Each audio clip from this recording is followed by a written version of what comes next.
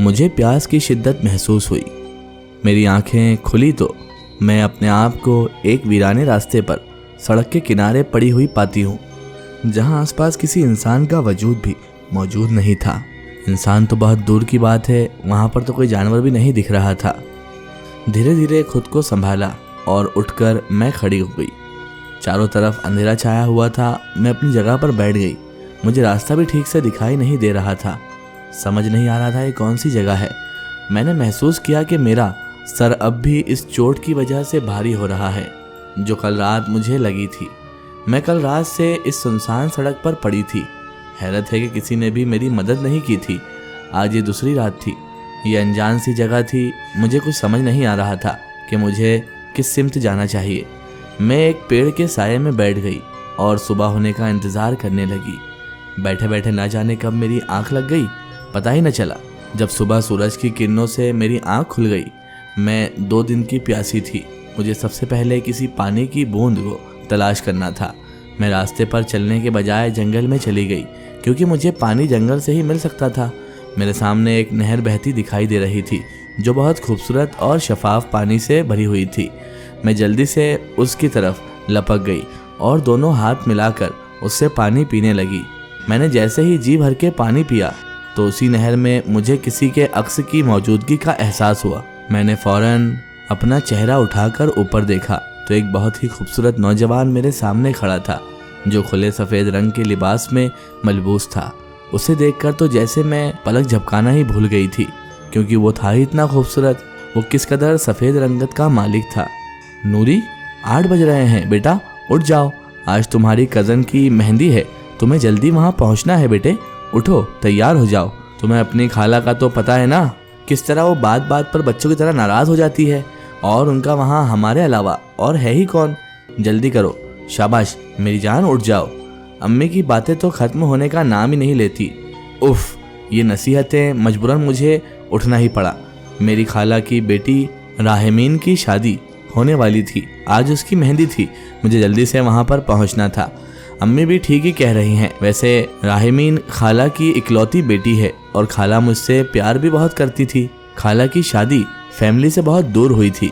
बाबा जान को मेरा खाला के घर जाना कुछ खास पसंद नहीं था, क्योंकि खाला के ससुराल की जो रिश्तेदारी थी, यानी वहाँ के जो रिश्तेदार थे, सारे ही मॉडर्न फैमिली से बिलोंग करते थे।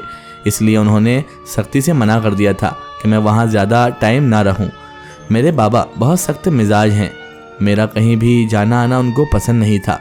बाबा तो बचपन ही से मुझ पर सख्ती करते आए थे, क्योंकि माशाअल्लाह से वो मौलवी साहब जो हैं, इसलिए उन्होंने हमारे घर के ऊपर वाली मंजिल पर अपना हुजरा बनाया हुआ है, जहां वो लोगों को दीनी तालीम देने के साथ साथ लोगों पर दम दुरूद भी किया करते हैं। अक्सर औकात बाबा के पास ऐसे लोग भी आते हैं जो बहुत ही अजीब सी हालत में मुब्तला होते हैं, जिन पर रूहों का साया होता है, असरात लगे हुए होते हैं। हवा बला में वो मुब्तला होते हैं और जिन्नात उन पर काबिज हो जाते हैं। उनके जिस्म पर किसी जिन का कब्जा होता है।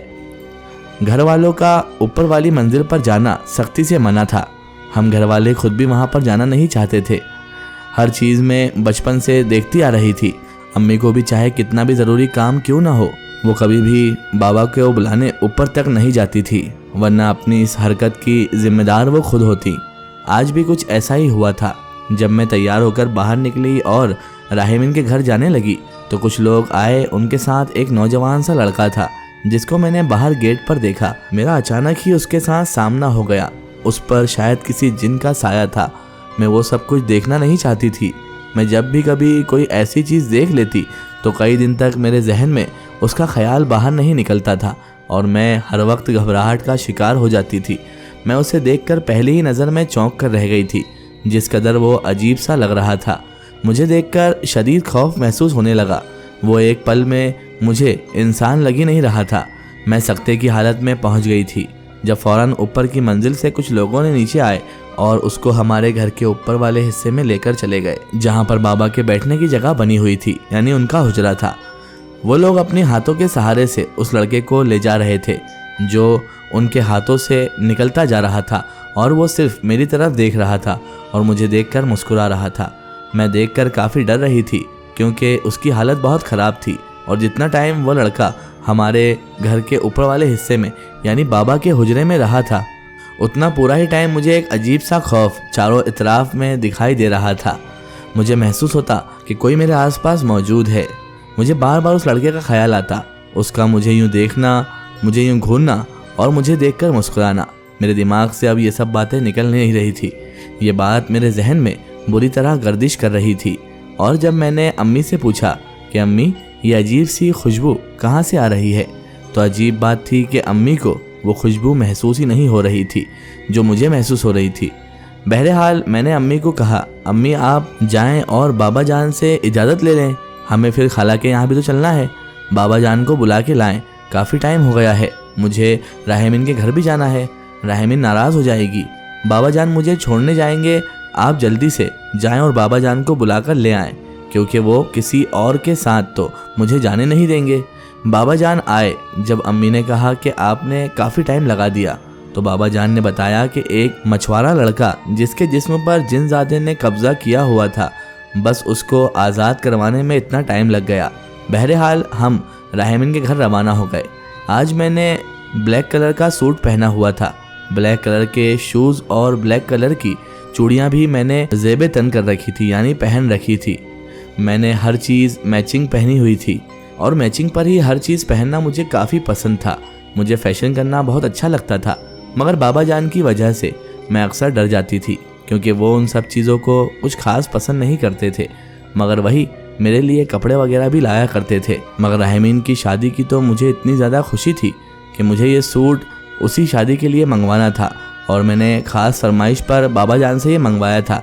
ये सूट भी मेरे लिए मेरे बाबा जान ही लेकर आए थे, वो भी इस्लामाबाद से, जब उनको किसी ख़ास दम के लिए इस्लामाबाद बुलवाया गया था। और बाबा जान अक्सर किसी ऐसी दावत पर जाया करते थे, तो जहाँ उनको बुलाते थे ना, वहाँ से वो हमेशा मेरे लिए कुछ ना कुछ ज़रूर लेकर आते थे।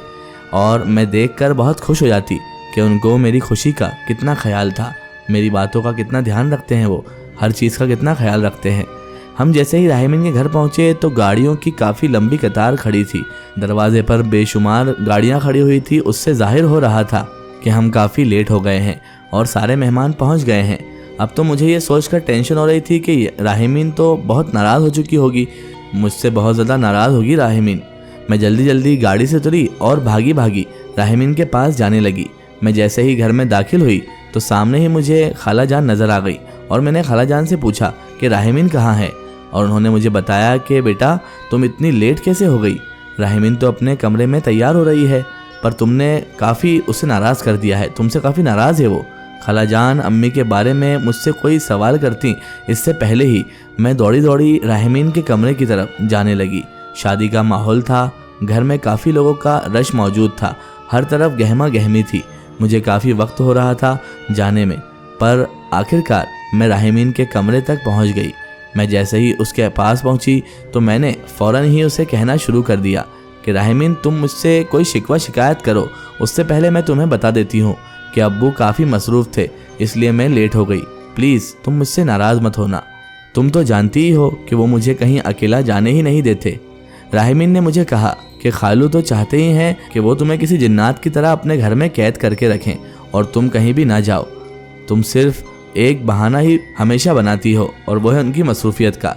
अरे राहिमीन ये बहाना नहीं है, सच में आज अब्बू के पास कुछ ऐसे लोग आए थे जिनके साथ एक लड़का था और बेचारे के जिस्म पर एक जिन ने कब्जा किया हुआ था। मुझसे तो उसकी हालत अभी तक भूली नहीं जा रही। राहिमीन मेरी बात सुनकर कहने लगी, अरे ये सब बातें मत करो, मुझे भी डर लगता है, मेरी मेहंदी है, आज तुम सिर्फ एंजॉय करो।